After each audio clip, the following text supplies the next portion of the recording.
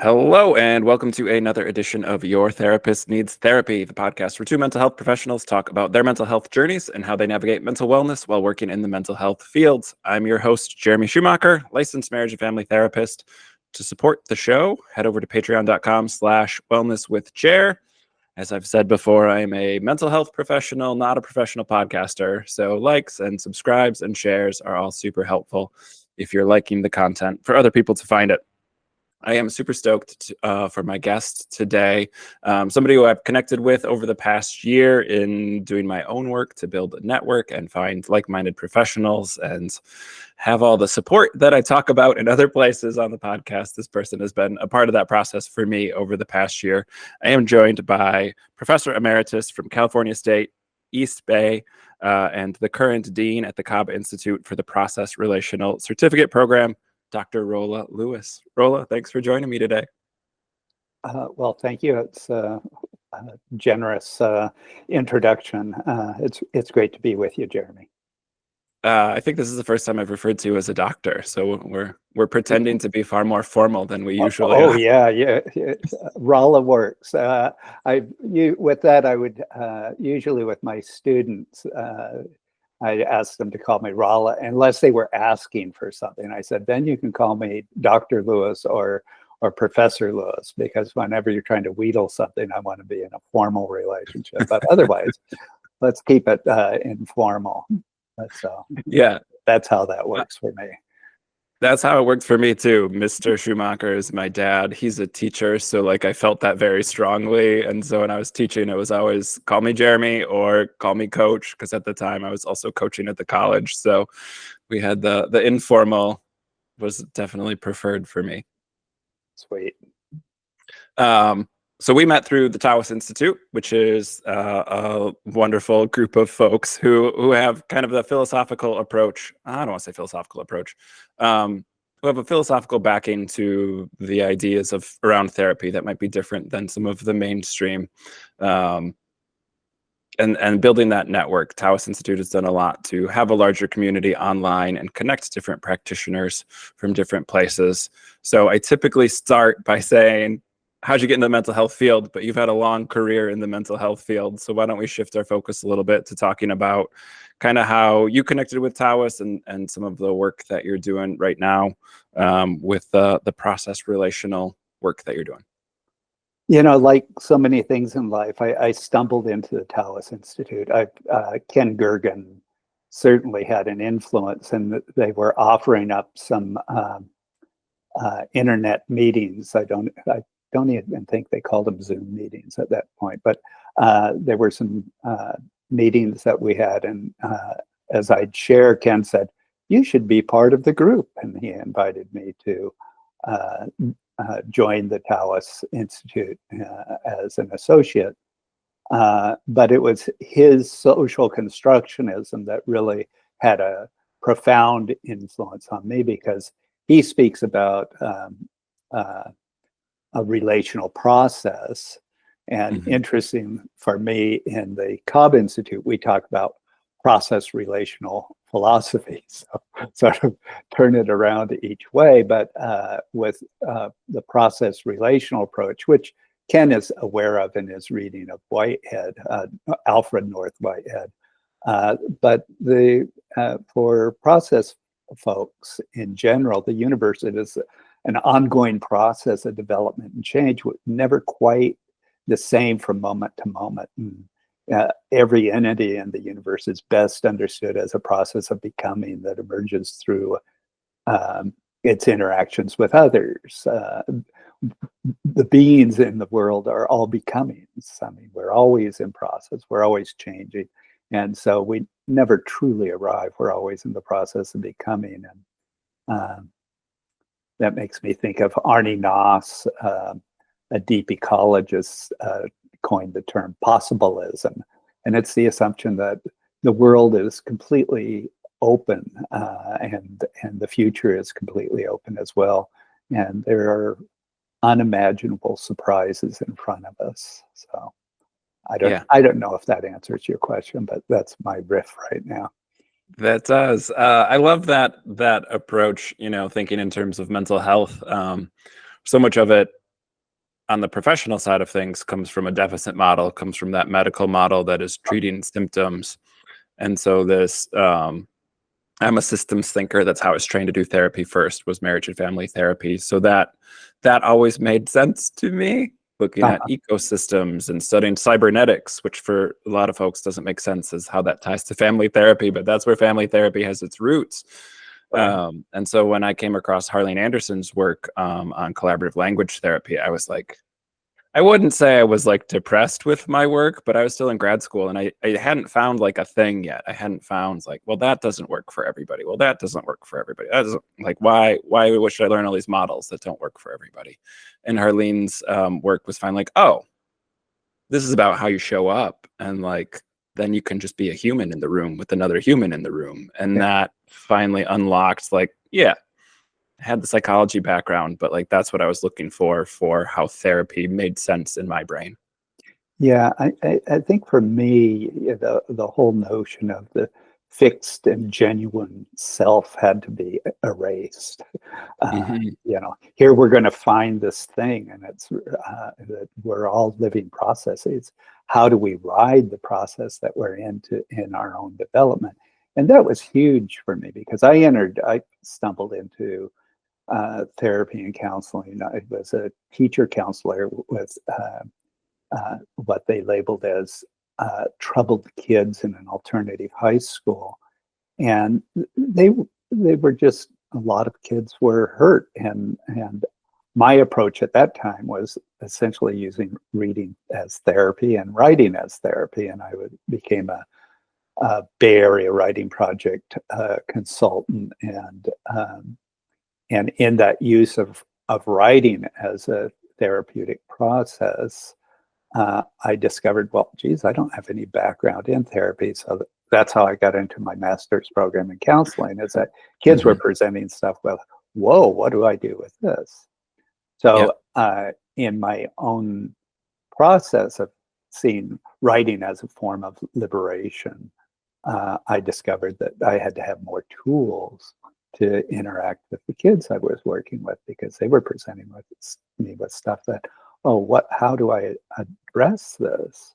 So, I mean, at that point, I was there were some Jungian using story and that, and then eventually, David White's narrative work came out, and that was and Epson, and that really broke things wide open for me, because suddenly the metaphor, White's work was good, but narrative was always around. He just helped integrate, and Jungians had integrated story in too, but the whole reading, writing, storying process became integrated into the therapeutic and living process in such a way where, oh, we're all writing our own stories in this moment, and we aren't stuck. We're always in this process of becoming. We're always capable of giving new direction to our story, no matter what has happened in our past. So that was liberating for me. And I mean, it continues to be liberating. I get blown away when I get stuck in my own crap, and I'll go, well, wait a second. I don't have to look at it this way. I can free myself up. Yeah. Yeah. And it's, I mean, that autonomy that I talk about, I work with religious trauma. And so it's, I use a phrase and I highlight how little I like the phrase, but like I talk about permission giving a lot. I'm like, I'm giving you permission formally in this moment, but like, understand I'm not anyone special. Like you can give yourself permission. You have permission as a being who exists to be able to take some control or take some ownership of your story, to make these changes. And talking about boundaries, like it's always this sort of like profound moment for clients where I feel like I'm explaining basics of like, you can do that if you want. You don't have to. You can do something else if you'd rather. And like just kind of these light bulb moments that go on of like, oh, what I don't even know how to do that. I've never thought about that before. Yeah. Well, there's the old classic by Eric Fromm, Escape from Freedom. And he talks about our avoidance of responsibility. in that. And that's come back to me where I think, well, wait, how do we take responsibility and lean into our responsibility for our own story? Because I mean, I've worked with adults and graduate students who look at me as having the answers, and it's like, well, my process here is to help you find your own responsibility for generating your own answer. I'm not in the role of I can give you certain facts in that, but you've got to work through who's the author of your story.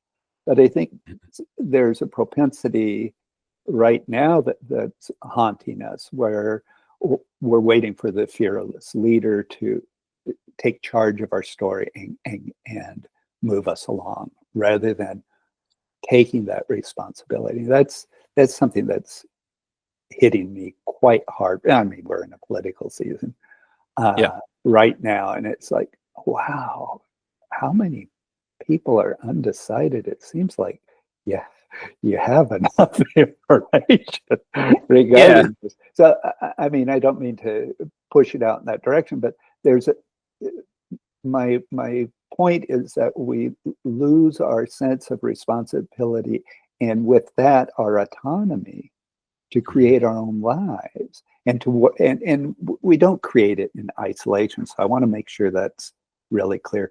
We create it always with others. I mean, we're having a conversation that, I say yes because I'm hoping in some way our conversation will be transformative for me, that I'll say something that I think, wow, that was brilliant, or dang, that was, what a dip for saying that.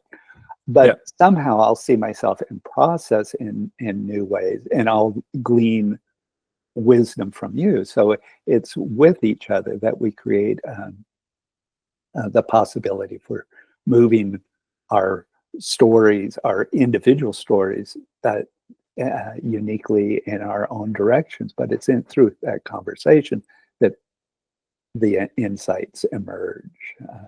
I think the storytelling that we tell ourselves is important, and I talk a lot about meaning making. Like, meaning making is a collaborative process. It happens in context. So those stories in our own heads don't necessarily land anywhere or stick anywhere until we're in a relationship. And that might be to an object or a time and a place or a geography. That might be to other people, which I think is what happens most often. But that taking a story and making it meaningful happens in relationships. And I think, the political strongman, that myth of the strongman, I think is so appealing to people because it is simpler than the alternative, which is there's a lot of complex problems that require a lot of people to work in conjunction to solve. That myth of one person to fix it is appealing for that reason. The complexity is daunting in some ways. Well, somebody's going to take care of me, and they'll provide me with the ready set answers. And since, from my perspective, the world is always in process, we're all becoming, we're all capable of change, that we are no longer objects, we are processes. And that's, for me, that's liberating. For other folks, that gets really, you're out floating. You're floating in cosmic life, so to speak. And how do you surf those waters? And it becomes much more of a floating and surfing metaphor than here we've got things solid, we've got it pinned down, and it's much more in the Taoist or even pre-Socratic tradition of being in process. I mean, these thoughts aren't new. I mean, they've been around for a long time, with a lot of wisdom and wisdom traditions that have been influenced by it. I think of Koji Jin's Karatani's Isonomia, The Origins of Philosophy, a great book. But here's this Japanese guy who opened up my eyes regarding the pre-Socratics. that their efforts in Ionia were where they settled. They were various groups, tribal people, moved into this part of Ionia, which is part of Greece, but they were from Persia. They were a very diverse group, but they came together because they could form groups in terms of equality and freedom. And that's where their conversation started. And that they started Greek philosophy there. But it was a diversity that was not purely Greek. It was a different. Thales was a Persian. So you have an influence of people coming together in a process of recognizing how are we together.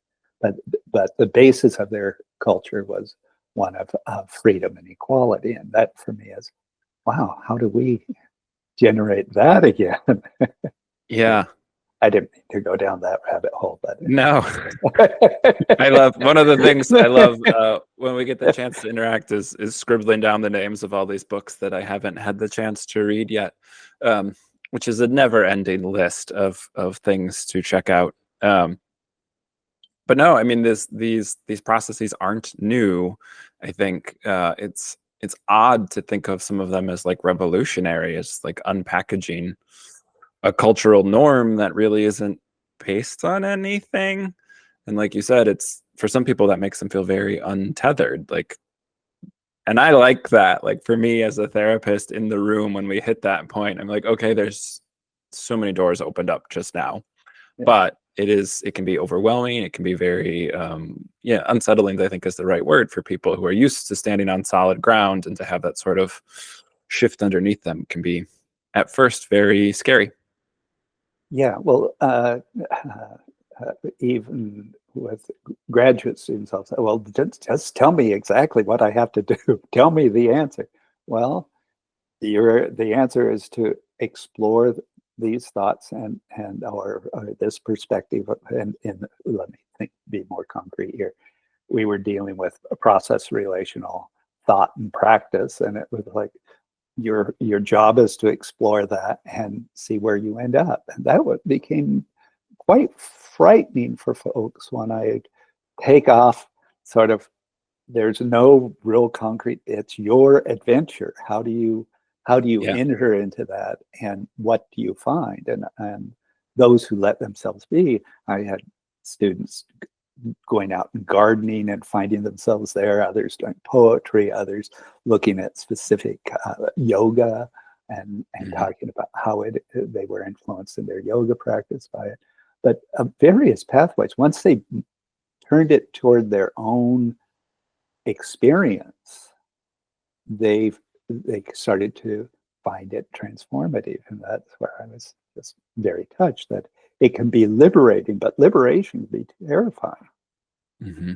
Especially in a culture where somebody might say, oh, well, that's wrong.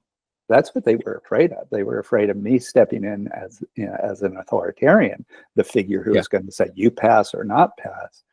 And they were looking over their shoulder. Okay, is he going to slap me?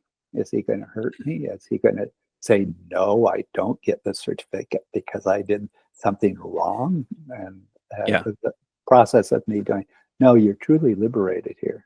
You've given me your outline about where you're going. Fly. And so many of them were reluctant to take wing. And that I found both touching and quite sad. I mean, you're at that fledgling stage, and these are adults. And it's a tough process to let yourself take flight. And you need, well, that's why we frequently go to therapy. We frequently need somebody to help us give ourselves permission to take flight. If I continue with that metaphor. And gosh, I have to say, with a group of students I just worked with, I'm so impressed with those who really let themselves go. I mean, they were soaring, and afterwards we could have a conversation of, with freedom and equality, like that pre-Socratic notion I was talking about, of meeting with freedom and equality in a conversation about what they had done. And Yeah. that was truly, as a teacher, what can I say? I experienced bliss. Yeah, it is. The education system, my experience in the education system, we're all very top-down, hierarchical. There is a right answer. When you're taking a test at the end of the semester that you're getting graded on, like it's all sort of baked into this idea that there is a correct or a right answer that you're pursuing. I would have students do a genogram, which is very common in family therapy, to kind of introduce them to the tool. And then I had them write a paper on it. And they're like, well, what's the rubric? What am I writing on? Like, you're writing on your experience doing your own genogram. Like, I don't know. Like, I can't answer that for you. And some students, it was like we're talking about very freeing and open for them, and they got a lot out of it. And for some of them, they were very frustrated with me for not giving them more of what I thought they should be doing. Yeah. Well, for me, I have a teaching model where I have, you have to give students some structure. But the basis of education is relational. So it's structure, relationship, and meaning. And meaning is one of those things that cannot be imposed. Each individual is going to derive their own meaning. They might find the experience, this is a bunch of bull, or they might find it as liberating, but it can't be defined in advance. So structure, relationship, meaning is the way I would talk about it. But providing them with enough, not too much structure, because then it starts to turn into something, what you're talking about, something that can be oppressive, but not too little where they're completely lost. So there's that balance of that. And I've always find that an interesting piece, because some students just want it. Just tell me what A through Z, what I have to do, and then I'm done with the alphabet and got it. And when you say, well, I'll give you the pattern. And that's a very interesting conversation, because I think we're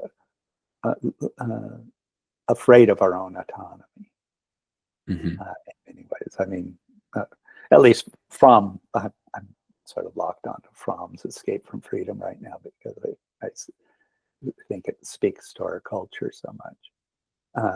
But it takes courage to embrace your autonomy. Yeah. I'm reminded of Spider-Man, with great power comes great responsibility. Like, yes. on the other side of the philosophy, this idea of like the autonomy is liberating, and there's a responsibility attached to it. I think it's such a paradigm shift for folks. Like, even when I'm doing therapy, a lot of people find me because I will say, like, the vibe, whether it's how I show up online or blog posts I write or whatever. Some people want that open space, and they want to come in and explore, and they want someone to do that with. And I really love to do that. Some people have this sort of TV model of therapy that, like, you sit down or you lay on the couch, very Freudian, and then your therapist explains everything to you. And so for those clients, usually that second or third session, they'll be like, I feel like you're not telling me what to do.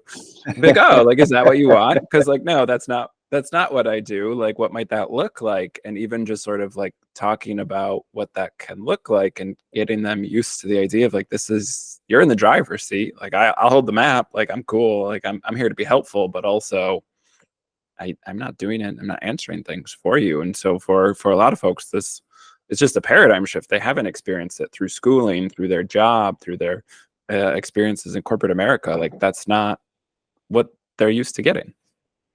Well, yeah, a genuine conversation can be terrifying. I mean, especially when you have a rather mechanistic culture. I mean, we look at our roots in American psychology post William James, where very behavioral. I mean, we have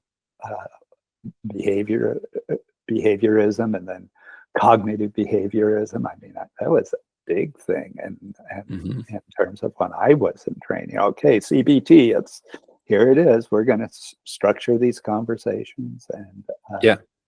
Which make is still the cat's meow from the insurance perspective. Yeah, the insurance loves that, and I don't want to deny its efficacy. Behaviorism can work in some situations, but it's not a dialogical process that leads to liberation. You can solve problems, but that's only part of what life is about. Life is about a certain becoming and creativity, and I think that piece is the crucial piece in genuine therapy and living. How do we live creatively together in ways that help us make better families, better communities, make sure that we don't have people oppressed or marginalized or despondent folks who have nothing other than drugs and alcohol, or think they do. And we have a lot of pain in our culture from those things. And I think that's a cultural piece that we sometimes try to step around. I think Zygmunt Bauman called it moral blindness. That we step over the homeless person or walk around when they're part of our community. How are we really addressing it? That's a tough one. What's our responsibility there too? Right. Well, and I think when you really dive into the possibilities that come with the conversation, and that any conversation could be meaningful, like, then talking about things becomes weightier, because like, oh yeah, that we might stumble on something. I think, politically, it shows up very overtly in the book bans. It shows up in legislation that says you can't talk about this with your students, you can't use these words, and like really highlighting the power that those conversations can have for people, especially in a relational space with like a teacher or a mentor, where they feel very safe and comfortable. Yeah, well, as we start to ban books and ban conversations, then actually you disrupt the teaching process in such a way. It's like OBs who cannot respond to the health needs of women they're working with because the state has come in and said, oh, wait, we're part of this conversation. Anytime the state enters into a conversation or an operating room or a professional practice, we have all the elements of oppressive control that destroys conversation and destroys genuine community. So I'm very frightened when I hear about the state coming in. I mean, obviously, on the other hand, there is a certain amount of quackery. I mean, if I said, okay, I've got a dozen chickens, if we kill one chicken, swing it around our head and you're going to be cured. And I'm saying that's going to be my practice. I hope somebody would call me. But on the other hand, when we have state apparatus saying and people who are frightened of books doing certain preventing kids from having access, that terrifies me. I mean, I think of when I worked with these kids and as a teacher counselor in this alternative continuation school, I would have been fired and probably in prison now.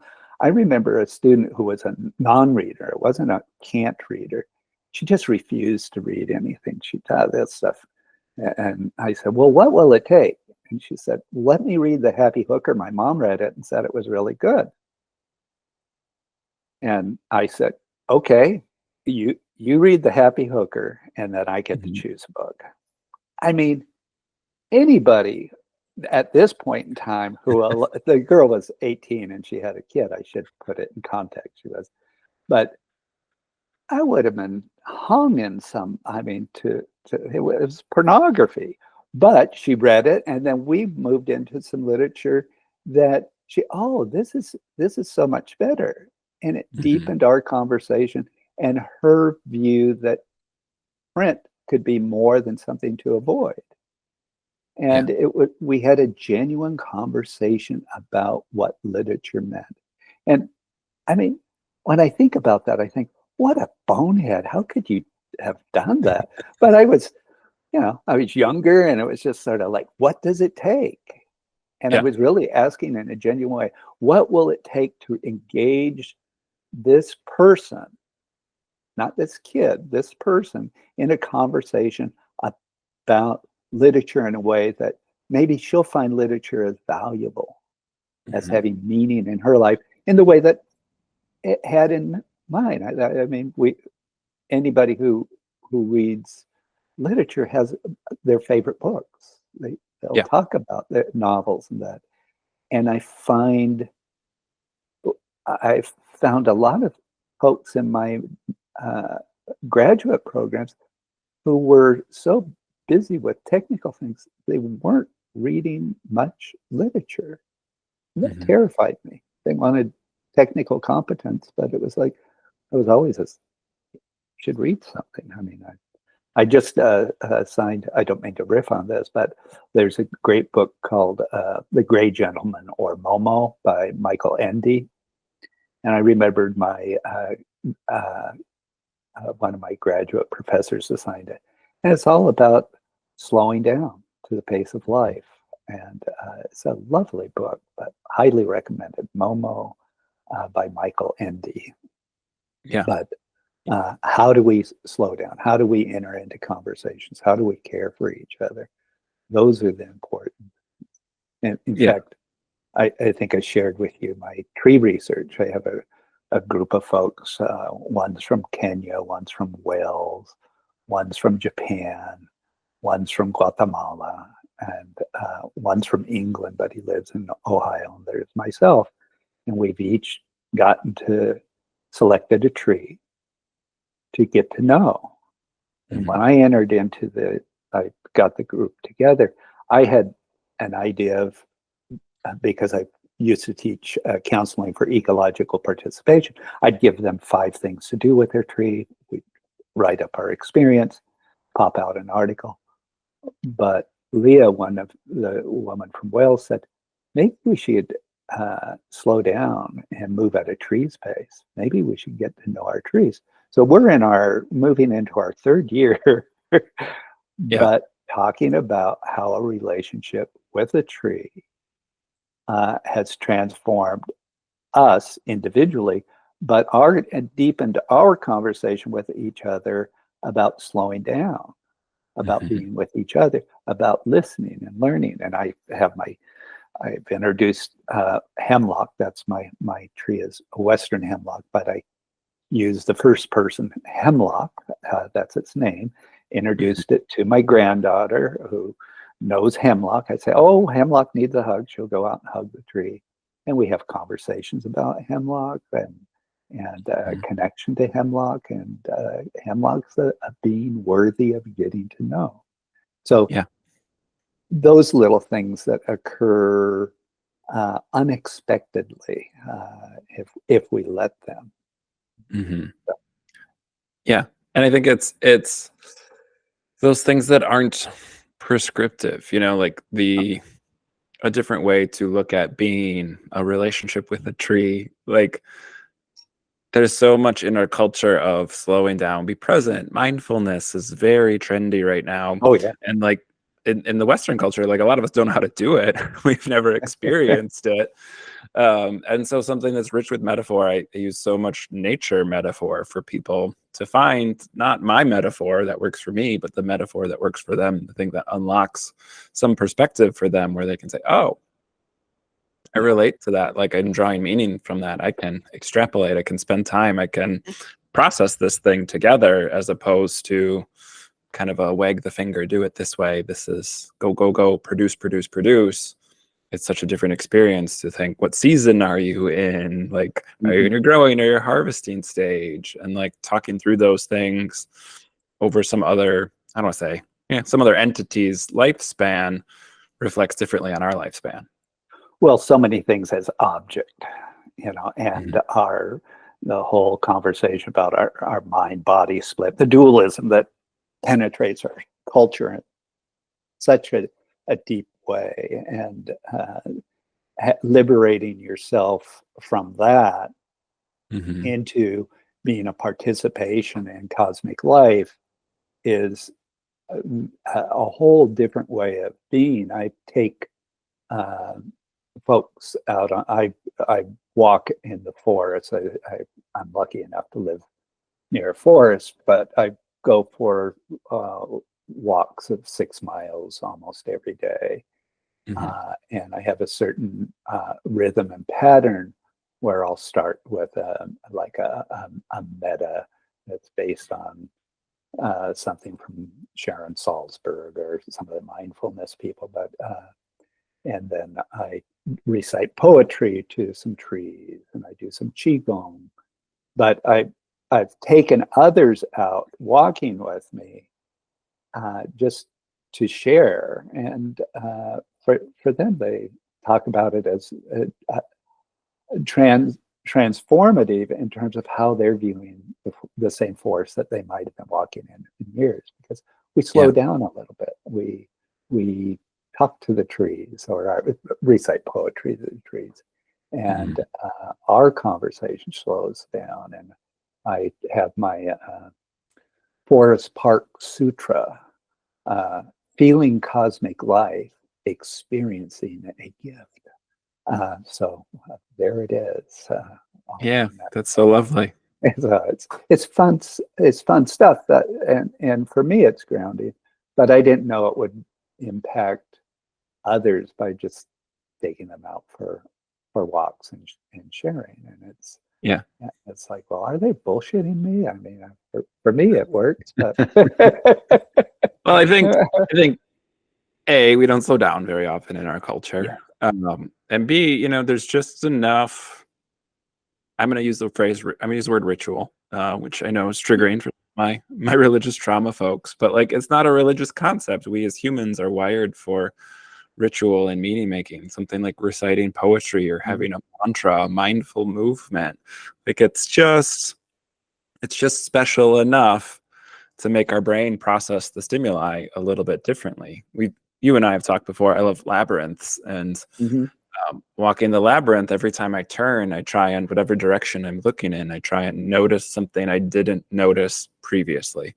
So each turn on the labyrinth, I'm facing a similar direction, but I'm noticing something different, and just how much I can connect with and how much I can draw from by forcing myself to find something different instead of just rushing through everything, which how I do things is how I have ADHD. So there's some of that. And like, it's such to practice, slow down. You're not in a rush. There's no hurry. There's no time expiration. Just notice something different. What's different that you didn't notice before? And like, building this expansive picture of my surroundings that I otherwise would just walk through and not think twice about. Yeah. Well, the whole notion of ritual, I think of Confucius, where uh, when he would go down, he'd straighten the mat that he was sitting on, as Mhm. and that was the lesson. Oh, okay, you make yourself comfortable. What are the rituals we go through? And I mean, when we say hello to somebody, I mean, good morning, and Yeah. just those little rituals, and that invitation to act as if you're caring and loving toward others, Yeah. even when you're in a grumpy mood. When I see my granddaughter, if something's off in my day, my ritual is to move into. She named me Baba, to move into my Baba state so that I can be with her as Baba, fully present and playful and light of heart.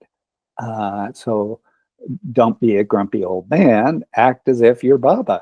And so there's an invitation in that ritual to become something other than maybe where my thoughts were in the moment. But okay, you're called upon to be Baba.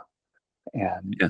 so there's a ritual around that, and sometimes I have to catch myself, because I'll I'll leave for a little bit, and she's downstairs, and I deal with something online, and I'm sort of distracted.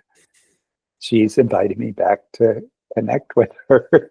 Time to play tag or run around and drop off the sullen, pissy mood that I am and move into her space.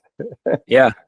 Yeah. Well, I relate I have a 6 and a 3-year-old, and like the optimism I feel for the future is so much different when I'm around them than when I'm in therapy or reading the news or whatever. But also, like, I'm far more formulaic, far more ritualistic about the end of my day now, and like setting myself up for coming home and being present, as opposed to just rushing from work to home and like carrying all that stuff with me. I'm not always capable of just showing up, acting as if it's that's a good trick. And like, to try and create space for like, where am I and how do I get to where I want to be, so that when I'm in relationship with my boys, that like I'm showing up the way that I want, that they also want. And I used to not be that, right? It's end of the day, quick crank out my progress notes, get in the car, drive home, and like it's just no slowing down ever. No, like, where am I? What's going on for me right now? Where do I want to be? How do I get there? And kind of that setting that space to be intentional is so much different than fingers crossed, hope it just happens. Yeah. Well, and that's, I think that's the thing with ritual, is that you formulate, okay, what is the ritual of being father, or in my case, grandfather. There's something that you have to take that, get into that space, and it doesn't mean that you're always at your best. Absolutely not. Ask my adult children; they'll tell me plenty of times when I was not my best as a father. And they'll also share when I was, but it leads to a very interesting conversation, where and challenge for us, and responsibility to enter into that space where, okay, this is where I'm moving into being Baba. This is where I'm being my best grandfather I can be. And the rituals, I think, that take advantage sounds manipulative, but like capitalize on our storytelling brains that allow us to shift a role or shift a headspace. Again, like, I think people get distracted by some healthy skepticism, but like of the capital M magic, this idea of like transformation, where it's like, well, if this ritual allows my headspace to shift, like, no, I don't think that's supernatural. But to say there's not magic in that, I don't know. I push back a little bit. Lowercase m, but like, that is a shift. That is a ritual that creates a change. Well, and that takes us back to where we started, that storied nature of being. And you recognize yourself in a story, and what sort of story are you trying to generate with those around you who you're in relationship to. And it's a relational story. And what's the relational story here that I want to take place in my family, with my grandkids, and with my adult children now? I mean, it's the conversation shifts. It's very interesting for me to have a daughter who's 37, and I think, holy cow, where did that time go? But to see her, I mean, she's ICU nurse, and I mean, she has some tough talk at times, and some heartbreaking stories all the time. So her way of being as mother and as professional, she's a changed person in her story. So I have to relate to her in the story she's creating, independent, but fitting into that story in a way that is respectful and loving and all those things. So you can shape up your little one's stories a little bit easier, but once they're adults, you're being a character in a collective story. or a collaborative story? How do we want to play this? And same with my son. Just the way we work that out, and the pride that I have, like with my son who's doing things on his house that I wouldn't have the courage to do, like cutting out a section of the concrete foundation with a concrete saw. And it's like, oh, I think I would have hired somebody to do that, but he's doing stuff, and they're like, "You go, guy."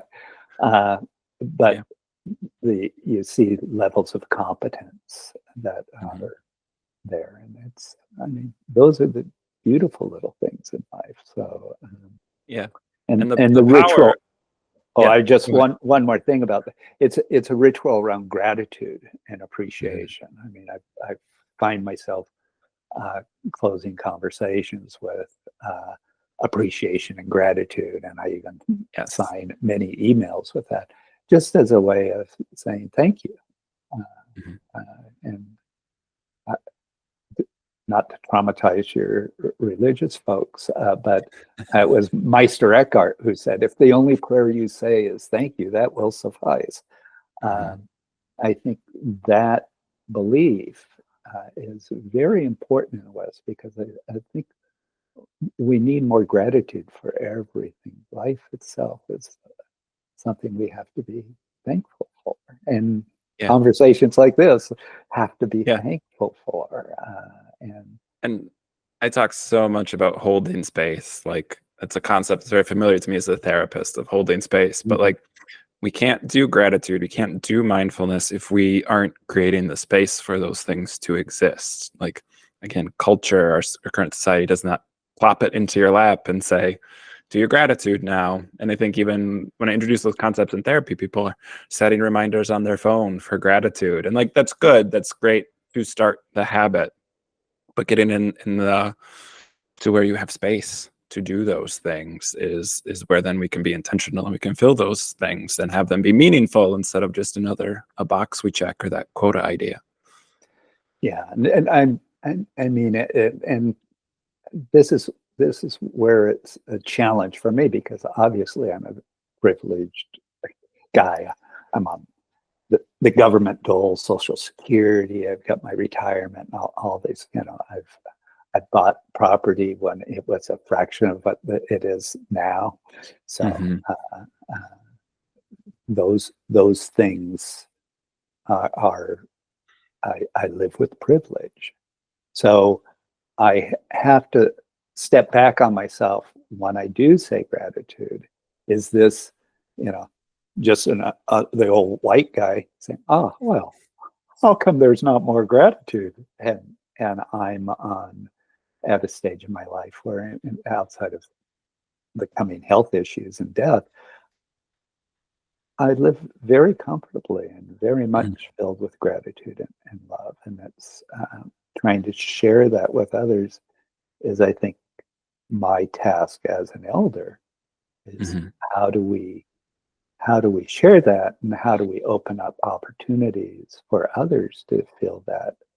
But with homelessness and other things like that, that slaps me right up in the face. And how do we deal with that as a society is the big question. Yeah.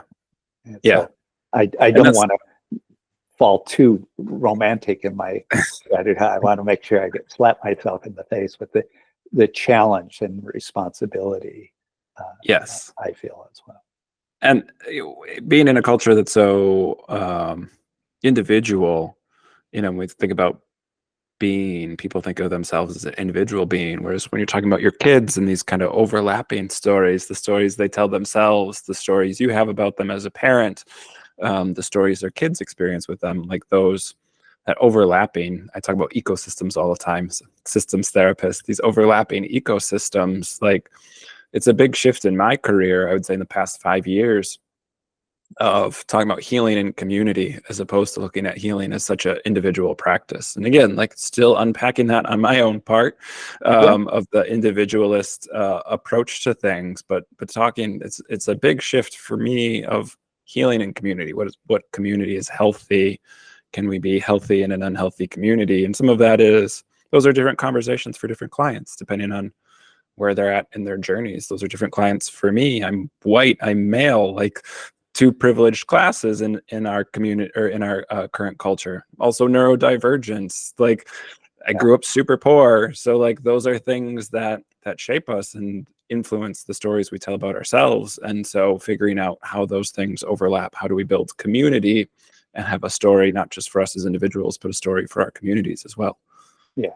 Well, I refer to that as the eco-relational. Mm-hmm. We're always immersed in the eco-relational, and the eco-relational doesn't end at the human.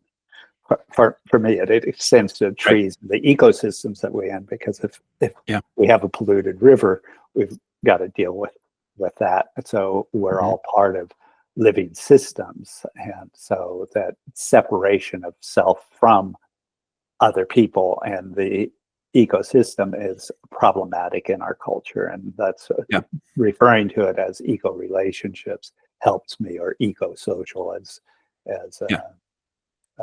my friend Peter Whitehouse says. So and I'm trying to, I don't remember the name of the documentary. It's a documentary about mushrooms. It's on Netflix. Oh yeah.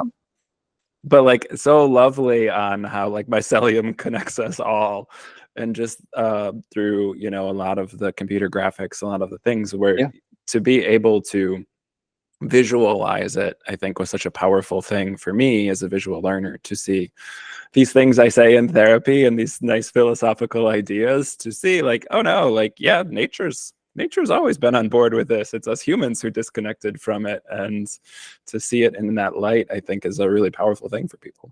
Oh yeah. I mean, look at Ian McGilchrist's work, because he's basically saying the right hemisphere is connected to all of life. So there's a deeper connection that each of us has to living systems that's beyond our comprehension. And what happens is that our left hemisphere sort of makes up its mind about, this is it, I've got the answer, and we close things off. Rather than listening to the wisdom of the right hemisphere. And his work is pretty phenomenal in that way, and it's opened me up to his research and perspective that rescues hemispheric perspective. That's why I think, you know, you talk about poetry. I use poetry a lot as well, like those creative outlets, music, some of these things that slow us down and shift our perspective, like that creative side that's connecting universal languages of connection, as opposed to the data and the research side of our brains. The poetic is so, I mean, I write poetry when I'm out in the forest too, and that's the process of allowing yourself to do certain things opens up different forms of feeling. I mean, that notion that we're feeling first is crucial, and everything's alive. And the process of putting words on a page, taking a thought that is amorphous and formless in our heads and making it concrete by, like, you know, I'm not a therapist who recommends journaling to everyone, but like there's power in being able to scribble something out, being able to crumple up a piece of paper, and to be able to burn it, and like to do something with our thought instead of having it just be kind of a blob in our brain. And getting too stuck on whatever narrative we have going, we can change it. Yes. Some of our narratives are better than others, and the process of revising and editing, it can be helpful. And sometimes our friends help us edit our BS. I would be remiss as a older therapist to not talk about action research and your kind of concept of lifescaping around that, because I think research was a big swing and a miss for me as a student because I learned it in such a rigid, structured format. It never really clicked with sort of the art of therapy or how to show up with people. So it's a conversation you and I have had a little bit behind the scenes, and you sent me a chapter of a book you wrote. And so I want to just chat on that a little bit while we've still got some time. Sure. Well, participatory action research really emerged in South America. It really took wing. So there are in Colombia and Brazil and elsewhere, there are people doing action research to change society and culture. My use of what I call lifescaping action research is really an attempt, and it was set in school settings. So I'll frame it in terms of schools. Otherwise, if I get too large, it will lose itself. But lifescaping action research is really seeing yourself as always in a family, a community, or school where things are taking place, and you look around and geez, you assess some things are working, some things aren't. You like something different, and you join in conversation with others. And the crucial part of lifescaping is that it's not about the heroic individual, it's about the community coming together and say, oh, okay, what's going on? What would we like different in this school? Oh, okay, there's some kids who are marginalized, or they're recognizing maybe gay youth are not feeling safe. So, well, what can we do about that? What are some possibilities? So you start generating conversation about things you can try out. So the initial stage, there's like 4 stages there. You look at your where you are. The second stage is joining with others in conversation about, well, what can we do about this? And if they're interested, getting them to join in. And the third stage is really taking action to bring about those changes. And the fourth stage is really sharing whatever the results are. What did we do? What worked? What didn't work? But inevitably, with any intervention, you don't arrive in some paradise like, oh, okay, everything's peachy at the school, or it's the gay youth are now able to dance and do whatever they want.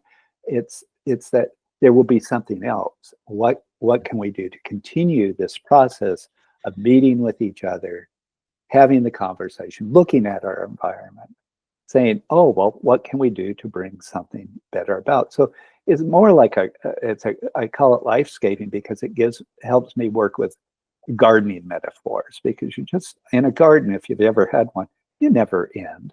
There's always, oh, I've got to do this and that. And if you have a partner like I do who likes to garden in one way, and we have to have a conversation about what we're going to do. And sometimes they can be heated, especially when she wants her flowers in my vegetable garden. So you move the conversation forward, you take action, you see how it results.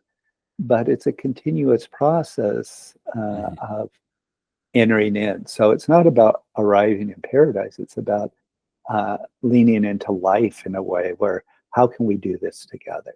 Let's be mindful about how we, and maybe mindful that might be too catchy, I would say. Let's be thoughtful about having steps that we can go through that will guide us in a continuing conversation about this. Because it's the beauty of lifescaping is that it's a continuous, ongoing process, if you like. But as a guy who used this in a graduate program, my students were doing, okay, I get to go through the action research. When is it done? When do I get my grade? Yeah. When? And so there's that piece. But for me also with lifescaping, if my students, they finish their graduate project, if they get that process deep enough and they lean into it, maybe they aren't going to write up action research projects, but they'll embrace a process of always going through, how do we cultivate what's going on here to bring about change? So that's where I see most of this going. Very few people end up, because they don't have time. Yeah. Most are overwhelmed with their workload, but by understanding the process and leaning into it, they're able to cultivate ongoing change in their own way. The heartbreak there is that they can't show other people where they started and where they're going, and those fundamental changes, unless it's via accreditation and that, where you're forced to, okay, document this, and that's where I can leverage that a bit more. But for me, lifescaping action research, it's just one of those pathways for mapping. I mean, in the West, we mapped the world early, and I mean, maps are very much. I mean, and I talked for 15 minutes about the power of how we map the world in our own consciousness, but it shapes how we are in the world. And if we view our maps as being fluid in process and moving into an unknown future, we can be more liberated in terms of following a process that helps us get there with others. Otherwise, we wait for the heroic figure to say, "Oh, I've got the future for you. Let me get you there." And it's another approach. And so let me just, for me, lifescaping action research is about human liberation as well. I'm a very much decentralist, local-based, action-oriented. How do we as communities, families, move things? Action research allows us to work with others in our local space to bring about changes. I don't know if that answers your question, but I get a little preachy on I wanted to talk about it because, again, I think so much of what I discovered late in grad school has really affected the way that I show up in therapy. In 15 years of doing therapy, I like to think I'm not bad at it, and helping people, but like it is a different approach. And when we talk about healing in community, or we talk for those neurodivergent kids who I know are in grad school right now, not relating to null hypotheses and IRB board requirements and all that stuff. Like this is a much more approachable design for like actual change, instead of just noting, kind of being that removed observer and actually participating in some change, and how to change an organization or to create some cultural change. I think that is a lot more meaningful and a lot more of what people want with research, instead of just the data and the statistics, which have a place and are useful, but don't always lead to the change that they think they will create with just data and statistics. I also told my students, individual therapy is really a form of life-saving action research. You're engaging in a process. How's life going? What is it that you want to do? How will we get there? Let's chart your journey then. And you're trying to work on tools for them to continue on their own life-scaping action research project on their own, but maybe they'll have to loop back to you and check in on occasion.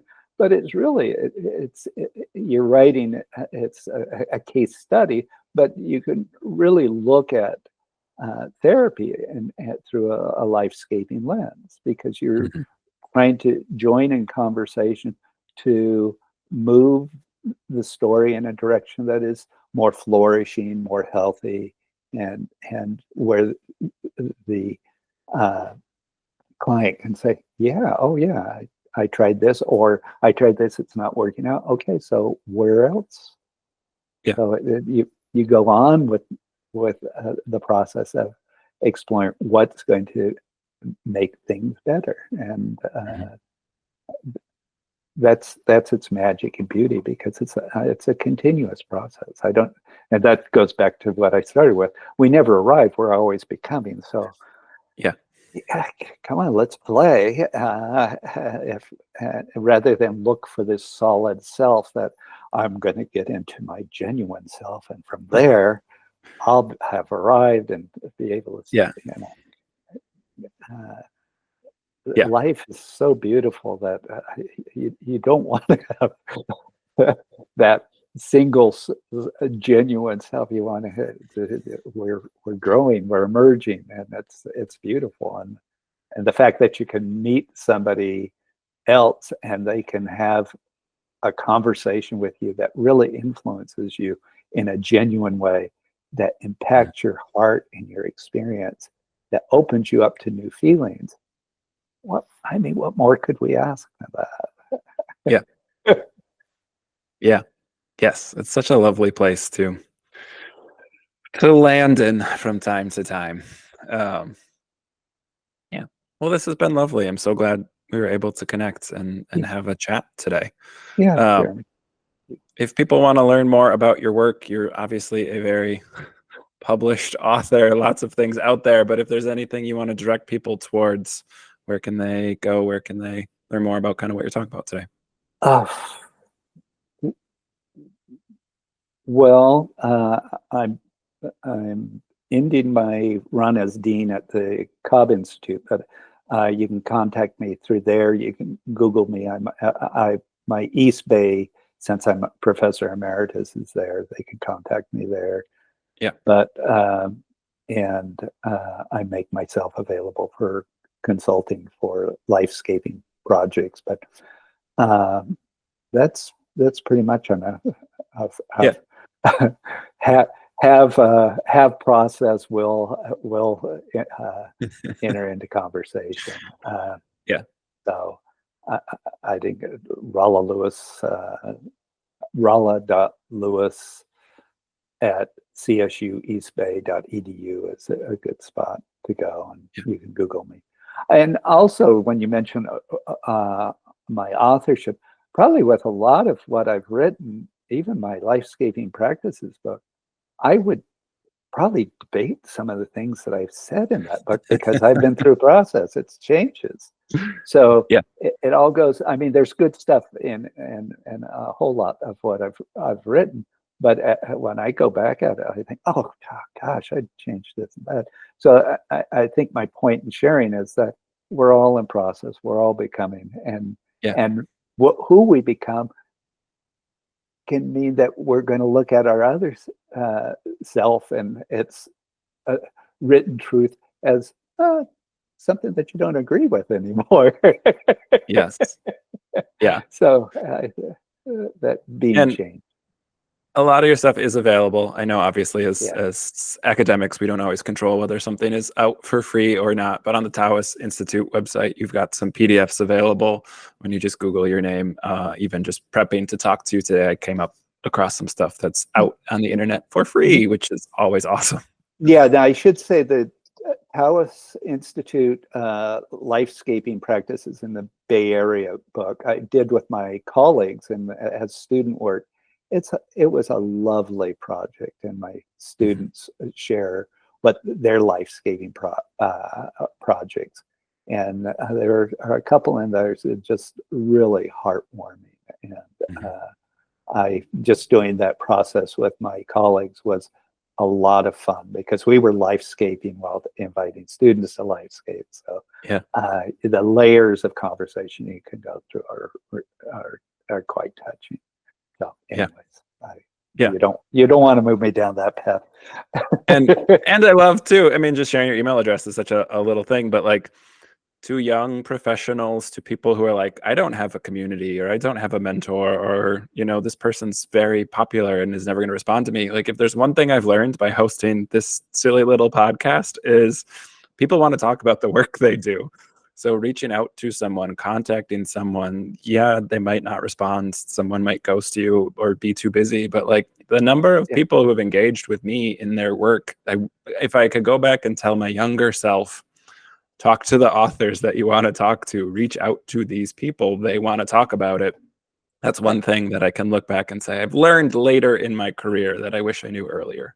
Yeah, I mean, I did that as a kid when I would write letters. Remember that? Those snail mail? Well, I wrote a letter to Theodore Roszak, and he wrote back and gave me references, and I wrote to Ira Progoff about the intensive journal. He wrote back. There were numerous people who were big in their time, and they write back sweet letters to this kid who, oh, help me find my way, and make really thoughtful, caring comments. So I always feel that obligation, and I can't answer everything, but I will respond in some way to those folks. Yeah. Unless they're trying to sell something, then it's delete. Yeah. Yeah. Most of us who are in these helping professions didn't get into it to engage in capitalism. Yeah. Yeah. No, most of us, I mean, I'm too much of a decentralist, which is a code word for anarchist, to buy into the capitalist system. I think we can hope that we can come up with more loving ways to be with one another in our culture, and that all people can flourish. So, yeah. Oh, this has been great. Thanks so much for Jeremy. Thank you so much. Today. Yeah, you take care. And to our wonderful listeners, thanks for tuning in again. We will be back next week with another new episode. Take care, everyone.